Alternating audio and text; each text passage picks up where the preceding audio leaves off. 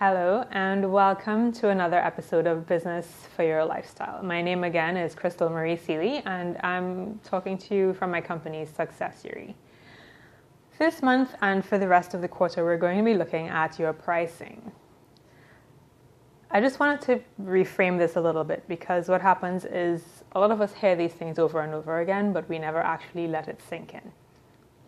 John Rushton said, "Be everything to everyone and you'll be nothing for yourself."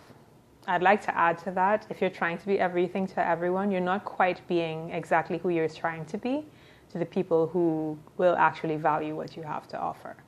So why not focus on those people? Today, in looking at pricing, particularly if you offer a service, something that's a little bit more flexible that somehow people don't value as much, I'd like you to take a step back and really think through why you do the discounting thing. What makes you think that you have to negotiate with people about your rates? I'm going to invite you to do three things, just three things to think through today, and the next time you run into one of those, what I call negotiators. The first thing is really take a step back and intrinsically look at what it costs to run your business and for you to live, and I don't mean live like a student. What does a thriving lifestyle look like for you, and what does it cost? What does it cost to run a professional business, one that you can actually be proud of wearing the brand for wherever you go? I want you to look honestly at all of those costs, all of them, and build buffers in. And then when you're appalled by the price, then don't hold on to the resentment that comes with, oh, why was I negotiating on these prices all the time? Or why was I letting people downplay my pricing all the time? Just acknowledge now that you know that this is what your business costs. We move into point number 2. That market that will appreciate what you offer does exist. Your job is to put the time and energy into finding that market and that market only. So you want to find the people who already know that they need what you're offering, not the people that you have to educate on why it's important. The only education you'll have to do with these people is perhaps how it will apply to them because they already know that they need this. The other thing is you want people who already know that they value it at or above what you charge.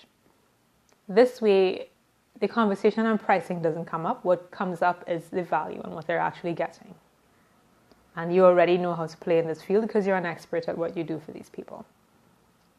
And the third thing that I'm going to say is walk away from anything else. This is the most difficult part. But if you're honest with yourself and you take a look at your business, tell me what you see. How much of your time, your energy, how many days, how many back and forth emails have you spent on the discussion around what do you charge? Why do you charge that? Can you send me a breakdown of the charges? And when has it ever come up what you're actually offering? I think at this stage of your life and of your business, you're worth more. And I think you're beginning to realize that. So if you take nothing else from this, I hope you take solace in the fact that you're worth more. So again, those 3 points. Take a look at what it costs, really costs, for you to have the life and business that you need to be able to serve your clients very well.